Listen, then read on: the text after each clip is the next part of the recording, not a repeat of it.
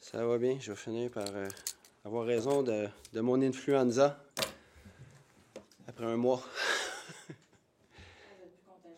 Non, après un mois, je pense que je suis plus contagieux. Je pense que je m'auto-contamine moi-même, là, mais c'est pas mal tout ce que je fais. Alors, ben bonjour. Merci d'être là. Un petit vendredi, c'est pas dans nos habitudes, mais on a une interpellation. Puis, vous savez comment ça fonctionne. Même si je n'ai que 5 minutes sur les 2 heures, pour moi, c'est important d'être là parce qu'il va y avoir beaucoup d'informations. Les interpellations, c'est quand même des moments privilégiés pour être capable de cuisiner un peu plus le ministre, entendre un peu plus là, ses orientations. Parlant d'orientation, on vient de passer une semaine assez surréaliste à débattre d'une chose qui existe, mais dont le gouvernement nie l'existence. Pourtant, il en est la source et le responsable, c'est-à-dire les compressions d'1,5 milliard qu'il a commandées à Santé Québec. Le ministre de la Santé et le gouvernement, ils se sont construits une espèce de réalité là, alternative dans laquelle il n'y a pas de telle chose que ces compressions d'1,5 milliard.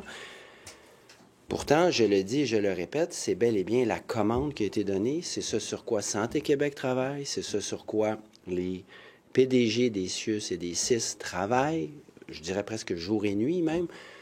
Alors, si ce n'est plus le cas, d'un, il est un peu tard parce que là, le train, il est parti, puis il va être difficile à arrêter. Puis de deux, si c'est vraiment pas le cas, faut le dire aux responsables.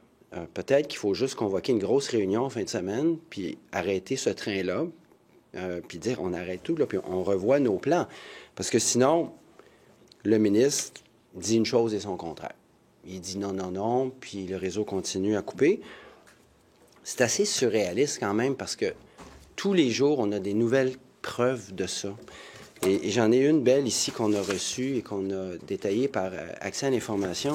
C'est le comité de régie du département de médecine du CHUM à Montréal, le plus gros hôpital de Montréal.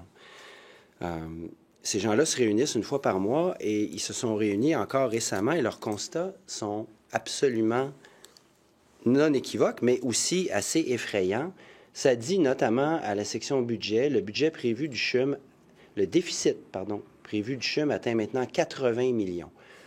On peut s'attendre à des années d'austérité et de coupure. C'est pas moi qui le dis. Ce sont les gens, notamment les médecins et les chefs de département du CHUM, qui disent ça noir sur blanc dans une réunion où ils se creusent la tête à essayer de trouver où est-ce qu'ils vont couper. Alors, qu'est-ce que ça donne, par exemple? Moins un préposé aux bénéficiaires sur chaque unité. Donc, on en enlève un, comme s'il y en avait déjà trop. On passe de 170 externes en soins infirmiers à 100, comme s'il y en avait trop. Aucun développement pour 2026, à moins que le financement provienne d'une enveloppe spéciale du M3S, ce qui n'arrivera pas. Et là, j'arrive dans la partie un peu plus épeurante. L'hygiène et salubrité est également ciblée dans les coupures budgétaires. Je vous le partagerai si vous voulez. Là, c'est sorti par l'Accès à l'information, c'est maintenant du domaine public. Et on nous dit qu'il y a un grand risque d'éclosion partout dans l'hôpital, notamment d'éclosion de ERV. Là, je ne veux pas paraître plus savant que je le suis. Là, ça, c'est une maladie respiratoire qu'on peut attraper parce que les antibiotiques ne fonctionnent plus. Genre de truc qui peut circuler dans les hôpitaux. C'est pourquoi on fait le ménage dans les hôpitaux. C'est aussi bête que ça. Alors, on est rendu là, au CHUM à faire des réunions, puis à se préoccuper à savoir si on va faire le ménage.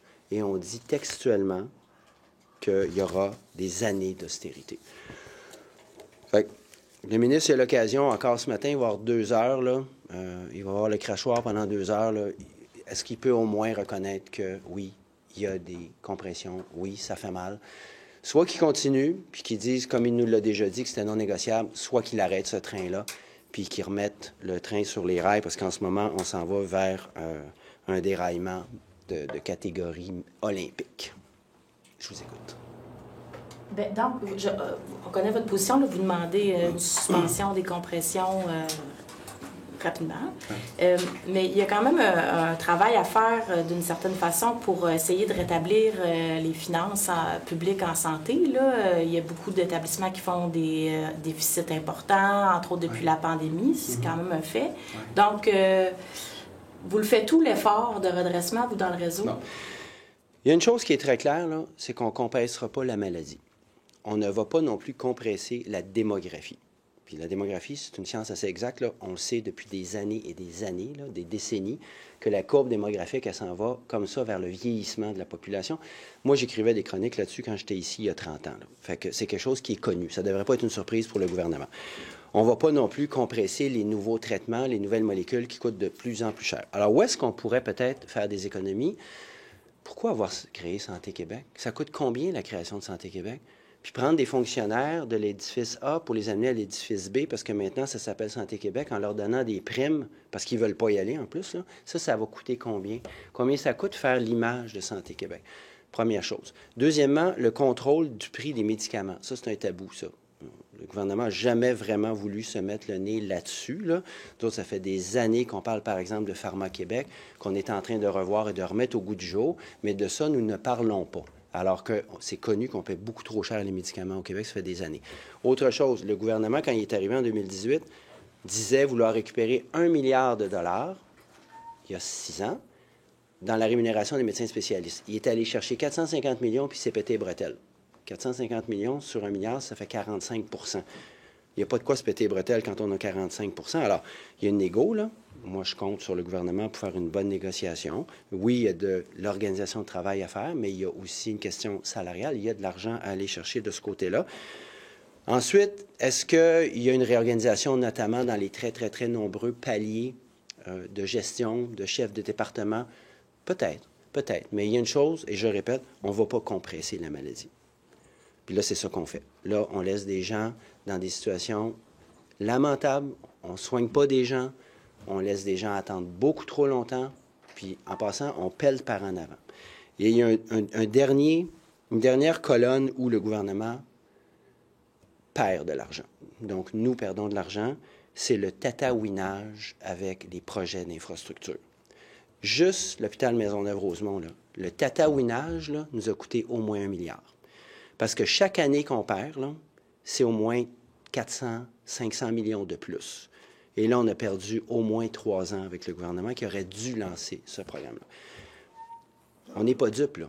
Les besoins en infrastructure hospitalière ne vont pas disparaître. C'est pas un caprice, là. Il ne s'agit pas d'ouvrir un nouveau restaurant, là. Il s'agit d'un hôpital, et j'en ai fait la liste hier, qui n'était même pas exhaustive. Ces besoins-là ne vont pas disparaître.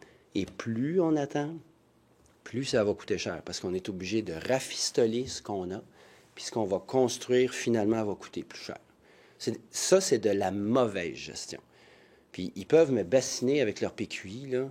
Le PQI, là, c'est un panier dans lequel on peut ajouter à l'infini toutes sortes de vœux pieux, mais le PQI, pour le moment, il est surfinancé là, de 50 milliards de dollars. Fait que le gouvernement peut continuer de mettre des projets dans le PQI. C'est facile, ça. C'est bien facile, là. Le PQI, là, c'est le catalogue Sears de mon enfance. Là. On recevait ça au mois de novembre, là, juste avant Noël. Là. On cochait toutes les pages. On voulait tous les cadeaux. À la fin de Noël, on avait 2 cadeaux. Peut-être 3, là, les bonnes années. T'sais. Fait que c'est un peu ça, le PQI. Tu peux tout mettre là-dedans. Ça ne veut pas dire que tu vas construire un hôpital. Marcel, je vous entendais questionner le docteur Amio hier dans les auditions. Vous lui demandez si ça conserve, grosso modo, c'est ce que j'ai compris, si le projet de loi conserve sa forme actuelle, est-ce que vous allez contester devant les tribunaux?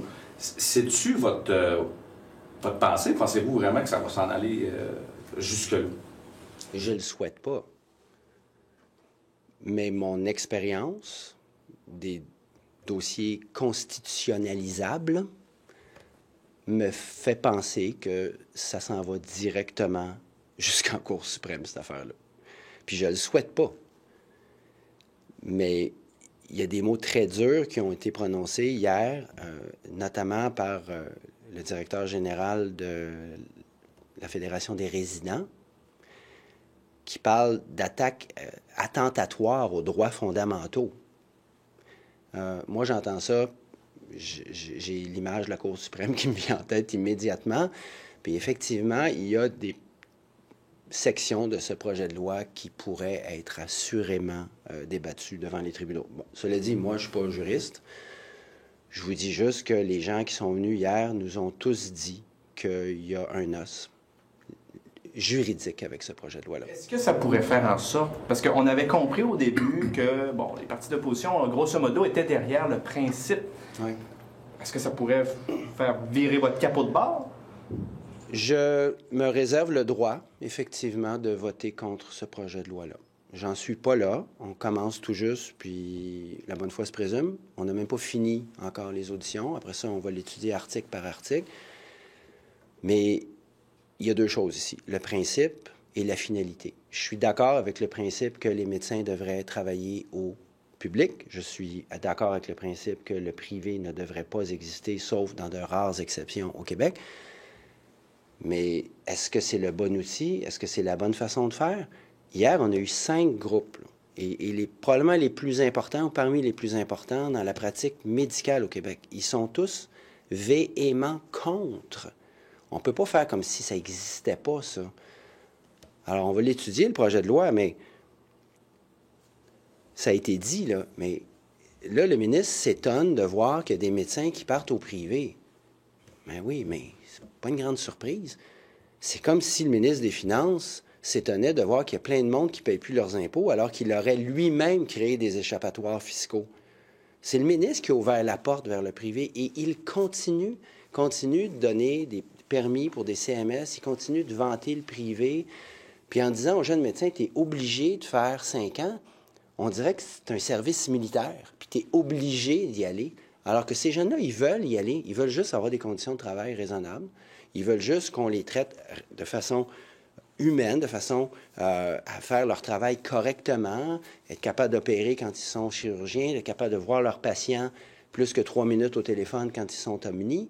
Mais là, on les force en disant « tu vas devoir faire 5 ans ». Moi, je les comprends de se braquer. Je les comprends de se braquer. C'est pas eux le problème, hein? Mais Québec solidaire pourrait voter contre un projet de loi qui oblige les médecins à un contrat social de pratiquer 5 ans au public. Si on arrive à la conclusion définitive que c'est contre-productif, je me réserve tous les droits. Absolument. Absolument, c'est ma job.